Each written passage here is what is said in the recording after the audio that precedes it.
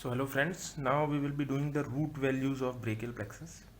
Now how to draw this brachial plexus, and basically not how to draw, how to understand this brachial plexus I will explain in a 20-minute video which is very long, but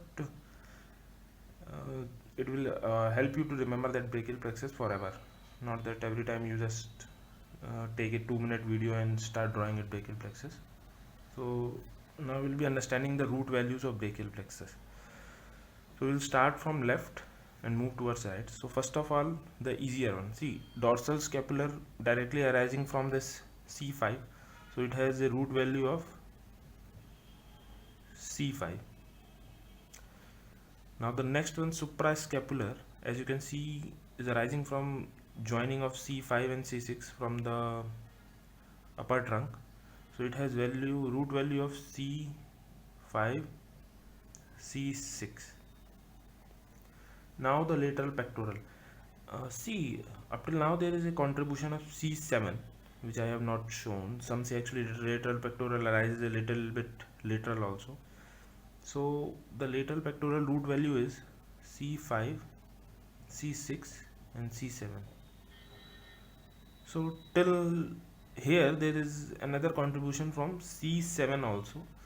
So the next root value of this musculocutaneous nerve, which is following this path only, will also be C5, C6, C7.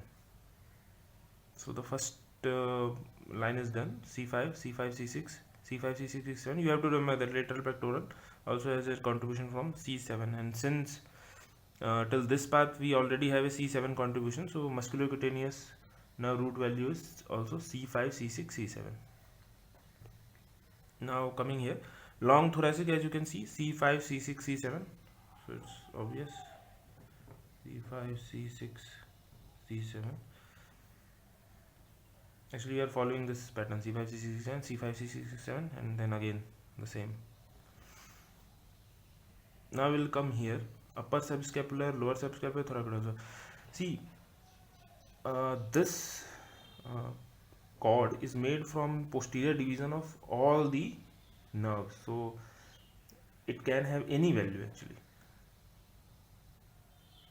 but this has the value of C5, C6. This also has a value of C5, C6. Both subscapulary upper and lower has C5, C6. And again, axillary, we all know it's a very common nerve, has also a value of C5, C6. Now the catch is in thoracodorsal nerve. Thoracodorsal has a value of C6, C7, C8. You can remember it by, see, it has T and a D. So it has 3 root values ending in an 8. So counting backwards from 8, we have C6, C7, and C8. A poor naming, but if it can help you.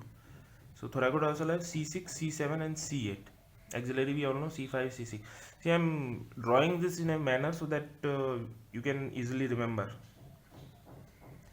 Now comes the radial nerve. See, radial nerve we know is a very large branch from the brachial plexus, so it has all the root values, C5 to T1.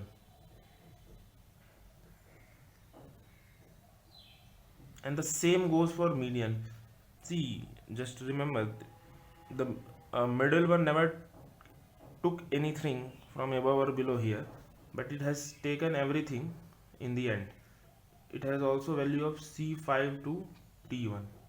So two nerves from the brachial plexus, which are very large, you know, median and radial nerves supplying most of the part, have root values of all the nerves from the brachial plexus. All the nerves. Now we are coming to the lower one, medial pectoral, medial. See, it's very easy to understand. C8 and T1, as I told you, that the posterior division goes to the posterior cord, but it never takes anything from above. So medial pectoral cord, as you can see, C8 and T1. It has a root value of C8 and T1. Again, medial cutaneous nerve of arm also has C8 and T1. And this also has C8 and T1. But when you come to ulnar nerve, there is a contribution from above which I have not drawn.